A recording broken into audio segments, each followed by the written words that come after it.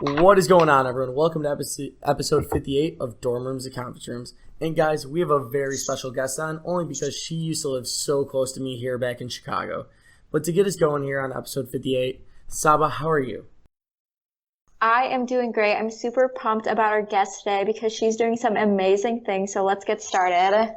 Guys, we have Chelsea Lee Rock on, originally from South Holland, now moving out to California.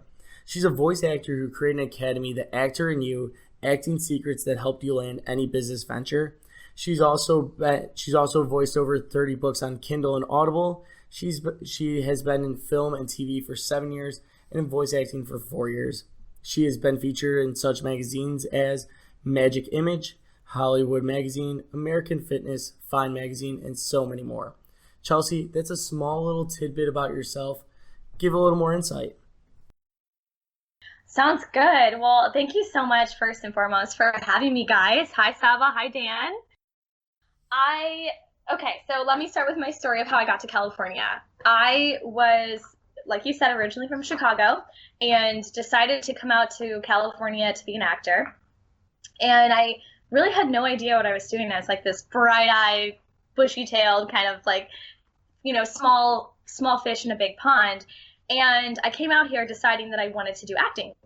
So I got into doing commercials, voiceovers, infomercials, everything in that world. And what ended up happening through all of that was I realized I loved acting, but I wanted to actually help people. I wanted to do something different from more of like an entrepreneurial or business standpoint. So what ended up happening was I moved from LA down to San Diego and decided to create this academy because I wanted to help people on a way broader scale than what I was doing. And people would always tell me like, oh, you're so good at helping me figure out these little things that I didn't even notice I had, or there's these, you can own a room or you can control something when you come in just by your presence. And so what I thought would be cool is to take skills that I had learned as an actor and turn it into some sort of business. I was actually at a marketing entrepreneurial event, and I was talking to this guy, and he was saying he was going to do something similar, and we decided to collaborate on this idea because it just seemed like such a perfect fit, because there's so many skills as an actor that convert into business. So Chelsea, kind of our first question here for you. How did you get really started?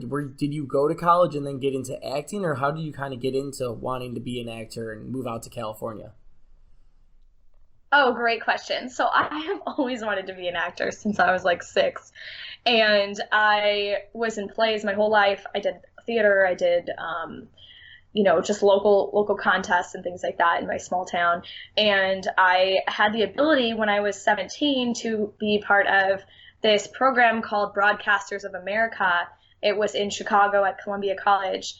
And I decided to do it. And I realized how much I loved doing voice work and voiceovers. And I didn't really know what that world was about until I got into it. So when I moved out to LA, that was my first thing. I was like, okay, voiceovers is it. That's my thing. I love being in the booth. I love creating a character. I love being able to kind of use your hands and your gestures and your mannerisms to create the character you want. So I thought it was a different way of acting. So that's kind of how I got started with that. I ended up just meeting a really good voiceover coach living in LA, and it was all uphill from there. No, I learned a lot. I went through a lot of classes. I did my first demo. It didn't really work out as well as I wanted to.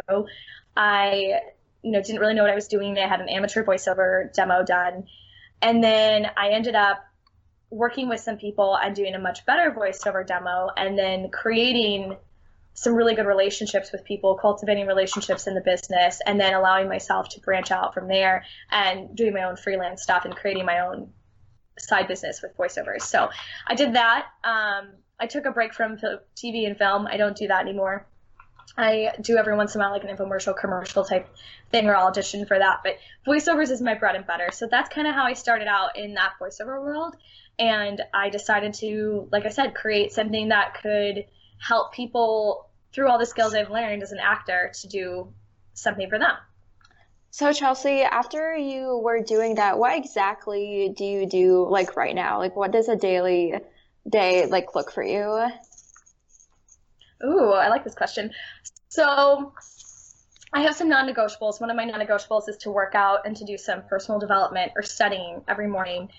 And the personal development stuff could be anything from reading scripture to, listening to a podcast or doing something that uplifts me, motivates me. And then I will usually, I have a few voiceover clients right now that I work for, and then I will usually be doing a bunch of stuff on social media. I'm doing stuff on, Instagram Live, Facebook Live, done things with Periscope, and just building that clientele. I have a lot of things in the works as far as like what I'm doing. I'm creating this academy right now. It's the academy that you mentioned. Basically, what I'm doing is I want to help people, whatever it may be, mostly entrepreneurs, to land any client or to land anything they're looking for to do by tapping into those creative resources and being confident. Because when I was younger, I'll just stay on topic with your question. That'll be another one. That's what I do every day. And then, then I like to make sure I do something every day that motivates me, whether it's, a motivational thing for a video. I have a YouTube channel. We're working on a series right now. So that's what I'm kind of doing at the moment. So now I know you said you talk about the academy. Are you giving that academy your main focus right now? I have two things I'm doing, but yes, that's my main focus right now. I'm also writing a book. Yes, I'm writing a book, and the book is going to be more like a chicken soup for the soul type book in a way. It's going to be a lot of stories and personal things that have happened in my career and through my 20s, and then talk about how that relates to what I'm doing now and the lessons I've learned. So kind of like almost, I guess, a self-help book in a way. But yes, I'm writing that, and then I'm focusing on this academy and doing some things with voiceovers for various artists around the LA area. So in this academy, what should the students expect? What do you guys go over, and how do you teach them? Yeah, so they're modules, and we basically start from the very beginning, and it comes down to everything from like eye contact. It sounds really basic and simple, but it's crazy how little people don't realize that, body language or gestures or things like that can really change the way people interact. I'll just tell you, like, I remember when I was younger and I would go for a job, and as I'm looking to get a job, I would go into an interview, and just for fun, like this is, I know, probably not very normal, but I would just go into an interview that I knew nothing about purposefully, just because I thought, you know what, I want to see if I get the job. And I would always get the job. And I took that as a good thing, but I think it was just the way I handled myself. And I walked into a room and I was really good and really quick with being on the spot. And that was because when I was younger, I took this commercial voice acting class. Or I'm sorry, not a commercial voice acting, it was just a commercial class. And you got in front of the camera and they would literally ask you questions like, what's your favorite candy bar? And you'd have to think really quickly. They'd give you like a time frame of like 5 seconds, or, it'd be like a, what we call it in the acting world is like there's like specs and spots. So like you'll have your spot and you'll have 1 second cue and then go. And so with that, I guess I just really learned, honestly, how to be quick on my feet in the sense of answering questions, but also giving time to think about it. And I think a lot of people, especially starting out at post-college, they'll go to an interview, and depending on their confidence level, they may trail off their sentences. They may, not look the person directly in the eye, things like that. There's little tiny cues that we go over just in the first module alone on how to build that confidence up and to kind of fake it till you make it attitude. If you're not confident enough to do that, I teach you how to get those skills so that you can look like you know what you're doing. So Chelsea, if people want to get into your field, if they want to do voice acting, what's the first thing that they should really do instead of joining your academy? So the first thing I would say is honestly network and be really okay with not getting the job right away, because you never know what kind of relationship you're going to build. I made a decision when I think I was 26 at the time, and I contacted every single Screen Actors Guild affiliated voiceover company in the country. It took me 2 days, 8 hours a day. I just, every single one, emailed or called, wrote a personal message, and then sent my voiceover demo and my headshot. And that's what I did. And it took some time, but I think I had 5 people get back to me. And I probably contacted 300, but those 5 really cultivated relationships for me. I learned a ton. I was able to do some really cool stuff. I got to get on some spots in like Disney and Pandora. And through all of that, I just started mingling with people, and I would meet people who would be like, hey, I want you to do my book. Or this book might be turning into a movie, I really think you're the person for the voice.